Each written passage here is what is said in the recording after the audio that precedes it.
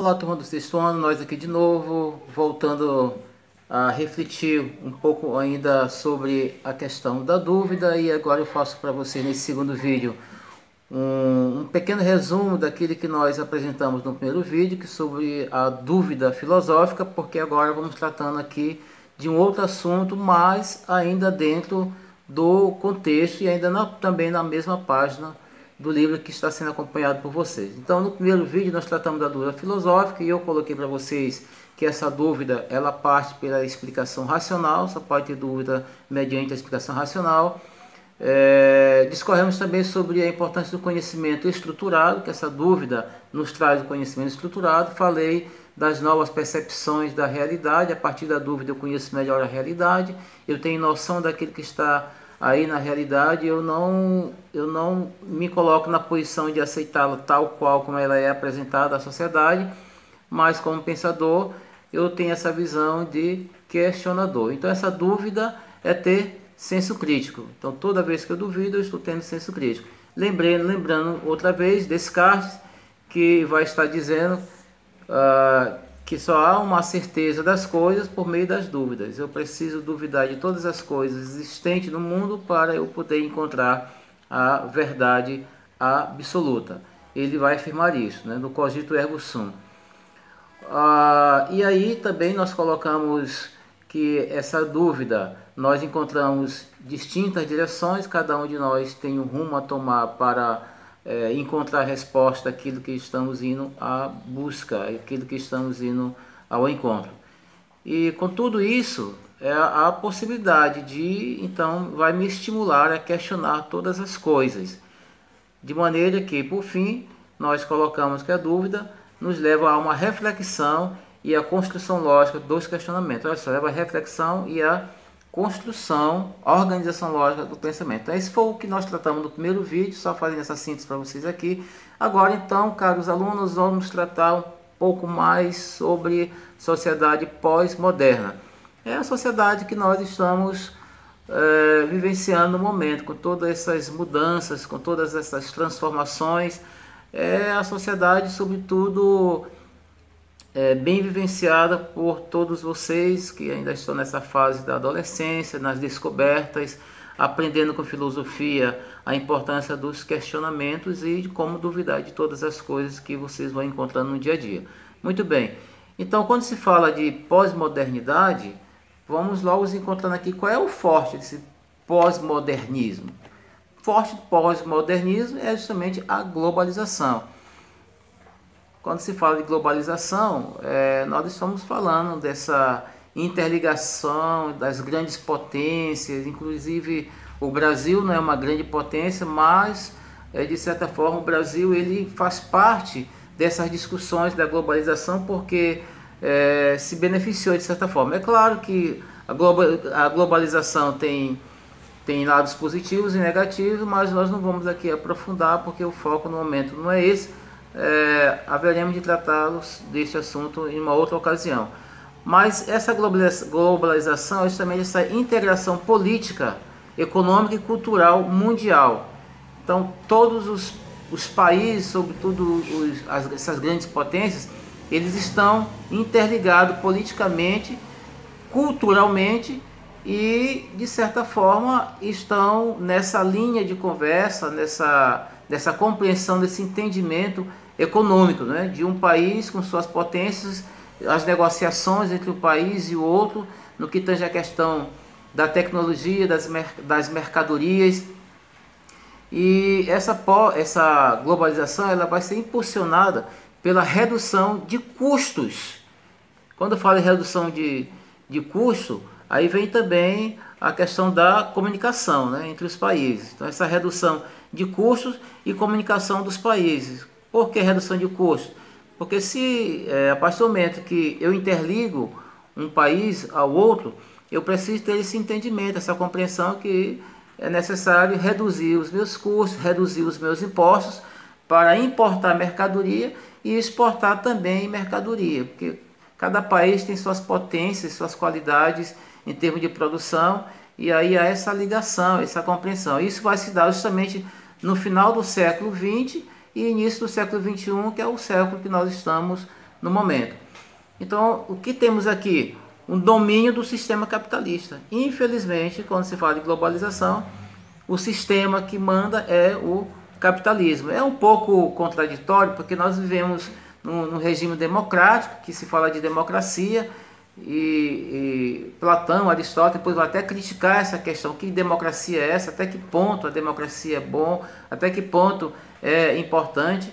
E então essa globalização ela vem trazendo esse forte do capitalismo. Infelizmente o capitalismo ele não visa amparar aqueles que nós chamamos os menos favorecidos, aqueles que estão à margem da sociedade, mas visa, sobretudo, contemplar os grandes capitalistas,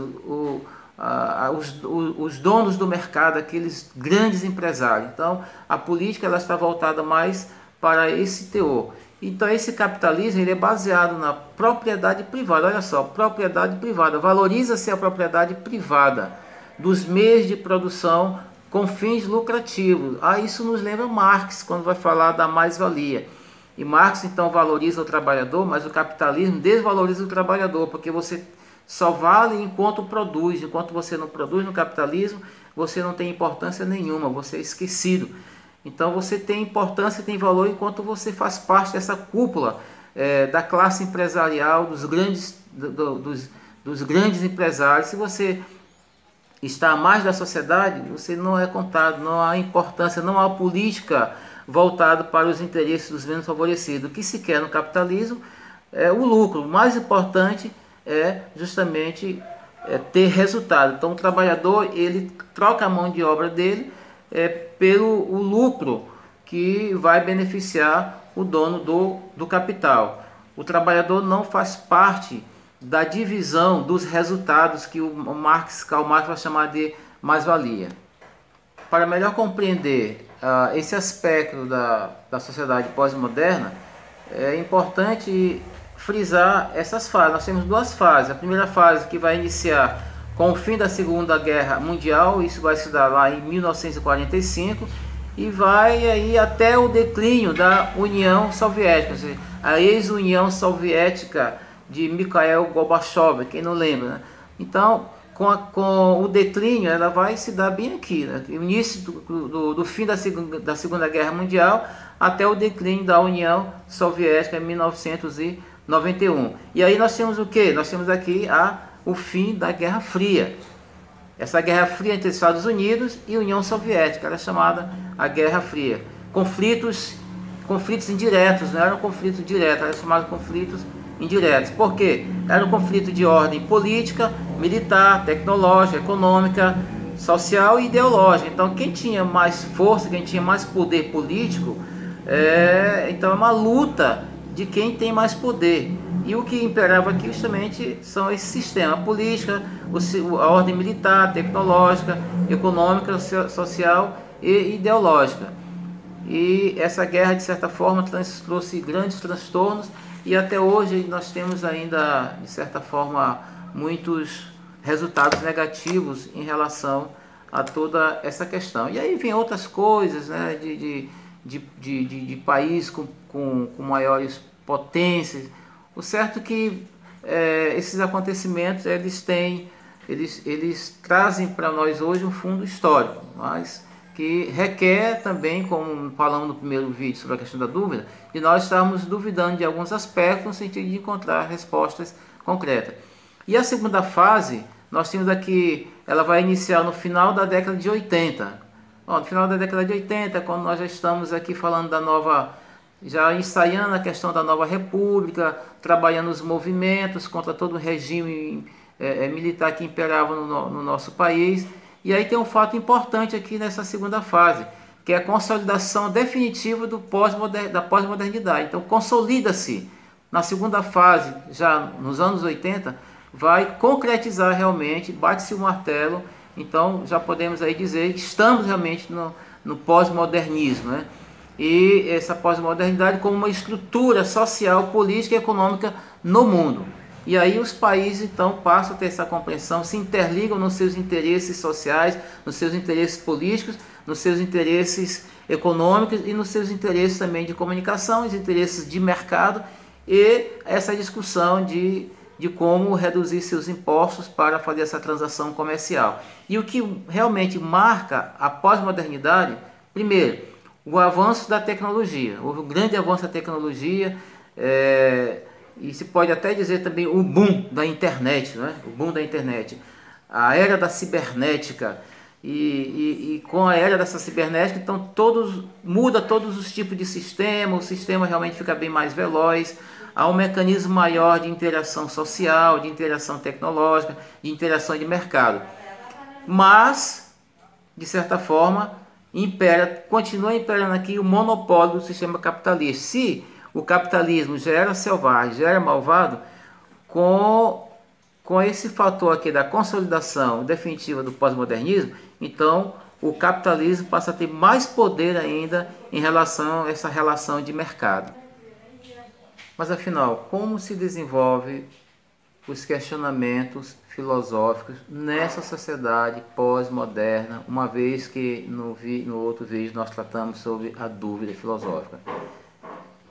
Esse questionamento vai se dar a partir de uma necessidade de explicar criticamente determinados acontecimentos. Olha aí a dúvida filosófica voltando de novo aqui nesse segundo quadro da pós-modernidade. Então, nessa sociedade, a dúvida filosófica possibilita um frutífero ato de refletir sobre as coisas que angustiam o indivíduo e colabora para a montagem de reflexões e formas de perceber o mundo de um modo mais articulado. Bom, eu posso ficar bem aqui que a partir a filosofia ela entra bem aqui quando eu tenho essa capacidade da reflexão e da percepção do modo como a sociedade capitalista se apresenta. Eu devo aceitar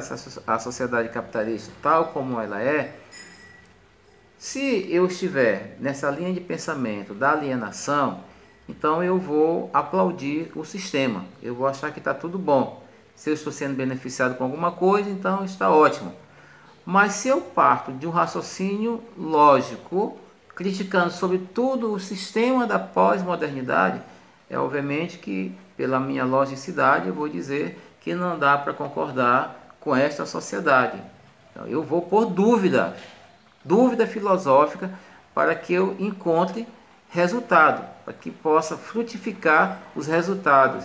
Como? A partir da minha reflexão sobre todas as coisas que estão me angustiando. Olha que ele deixa bem claro aqui, as coisas que nos angustiam. E as coisas que nos angustiam na sociedade é justamente esse descompasso, tá? Essa má distribuição de renda, esse desencontro de interesses da sociedade, a valorização dos donos do capital e a desvalorização daqueles que quase nada têm. Então isso é notório.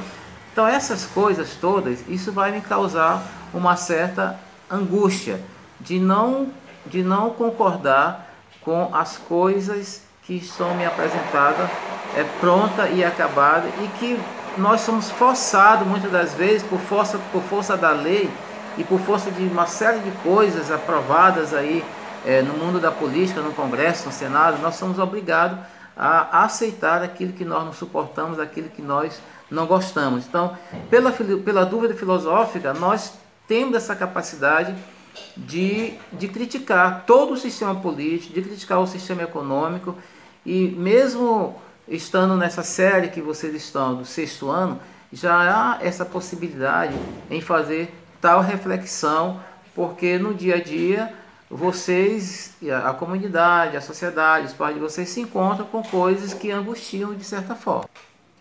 Diante do exposto, o que vem à nossa mente, a partir dessas reflexões todas, é se tudo, na verdade, é filosofia. Se tudo que nós analisamos é filosofia. Na verdade, nem tudo que avaliamos sobre o mundo pode ser classificado como ação filosófica. Há outras ações, há outros entendimentos, tem outras ciências que analisam aspectos sociais, a sociologia, a antropologia, a própria psicologia, que vai estar analisando o comportamento das pessoas na sociedade, as dificuldades de enfrentamento que cada pessoa tem diante de uma série de coisas que acontecem no nosso dia a dia. Então é preciso que a gente tenha essa compreensão, né? A filosofia, ela não está sozinha nessas discussões. Então vamos ver, por exemplo, aí as classificações do que poderia contribuir para uma compreensão sobre a filosofia, né? Primeira contribuição que nós temos em relação à filosofia, eu estou falando aqui do aspecto filosófico mesmo em si, seria a visão do mundo, a visão de uma sociedade, seus costumes e suas tradições. Então, esse é o aspecto que eu tenho que analisar filosoficamente. Qual é a visão que eu tenho do mundo? Qual é a minha visão em relação à sociedade? De que maneira eu estou questionando a sociedade? De que maneira eu estou questionando as coisas que acontecem na sociedade? De que maneira eu estou questionando o padrão de vida estabelecido pela sociedade, pelo modismo, pelas normas?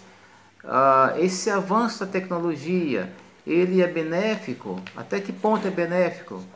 Até que ponto essa cibernética, ela contribui para o nosso crescimento?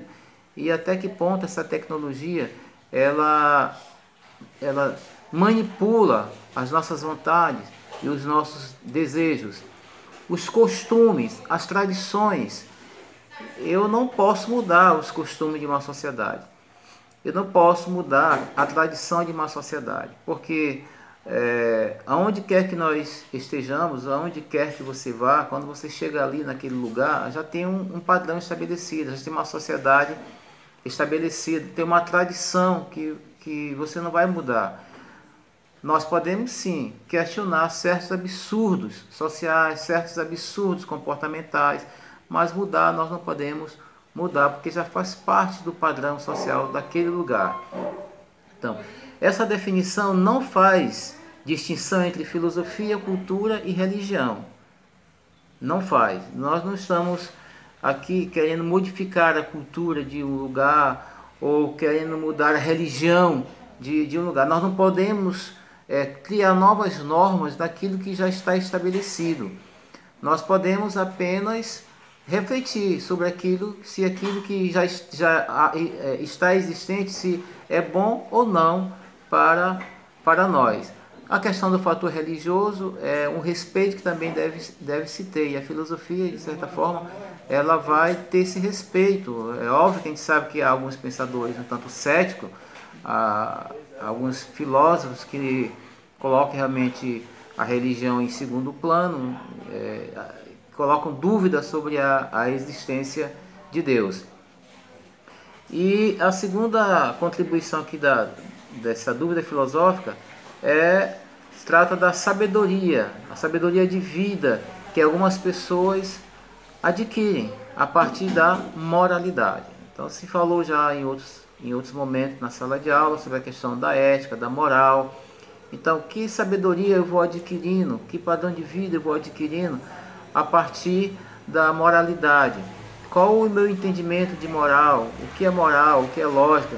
São questões que nós devemos estar bem organizados na nossa mente. A questão da moralidade, do nosso respeito, da organização do nosso comportamento, da lógica das coisas.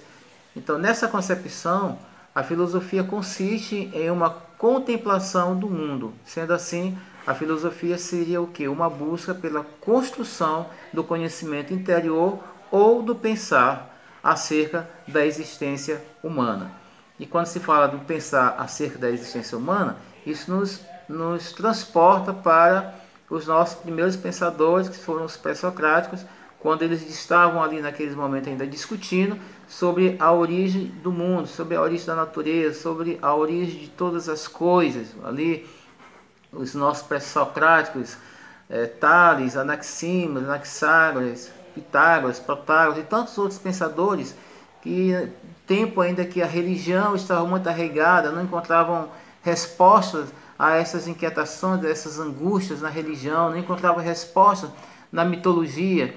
Então, somente a filosofia, depois é que vai contribuir para que se tenha respostas mais lógicas e sistemáticas.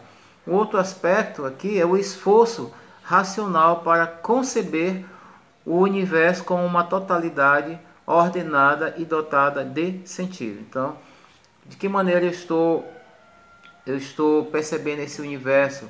Qual é o esforço racional que eu estou desenvolvendo para compreender como se deu o início de todas essas coisas?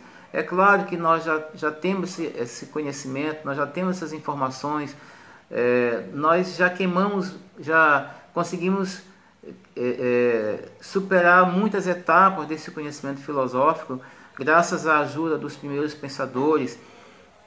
Nós já temos aí todo aonde buscar esse esforço racional. Obviamente que cada um tem que buscar o seu próprio pensamento, conceber suas próprias ideias, mas nosso dever é continuar instigando sobre o universo, tentando entender os mistérios do universo, não o universo dividido, não o universo particularizado, mas na sua totalidade. Como é que é ordenado esse universo? E a partir disso, como é que é adotado o nosso sentido? Qual o nosso sentido em relação a isto? Os nossos sentidos eles estão nos mostrando o real, ou os nossos sentidos estão nos enganando, como dizem os nossos pensadores? Então, isso de certa forma vai ser a distinção do conhecimento filosófico da religião. É nisso aqui que me separa da religião, é nisso aqui que me separa do conhecimento da religião, porque a religião ela olha do ponto mais teológico o mundo, do ponto mais místico, do ponto mais transcendental, e a filosofia olha esse universo do ponto de vista mais racional, mais questionador, de certa forma. Então essa filosofia ela vai analisar o cosmos de forma racional. A religião vai analisar esse cosmos baseado nos princípios religiosos, baseado na Bíblia, baseado nessa teologia, e nós estamos olhando aqui do ponto de vista mais metafísico, essa ordenação do universo. Então a religião define o mundo por meio das doutrinas espirituais. A filosofia define o mundo por meio da razão, da análise racional. Então, não é só a filosofia que possui instrumentos de interpretação da realidade. Há outros saberes, por exemplo, a sociologia, a história, eles também vão buscar esse entendimento. Claro que somente a religião analisa de forma diferente em relação à filosofia, porque quando se trata de filosofia, nós estamos discorrendo sobre razão pura e não pode ser diferente. Embora que tenhamos conceitos de religião, embora que tenhamos essa compreensão da importância da religião, da importância de Deus na nossa vida, mas é preciso que, trazendo para a filosofia, a gente tenha essa compreensão, que pela filosofia, a compreensão de mundo, ela não pode se dar de forma mística e nem de forma espiritual, mas de forma realmente, estritamente racional.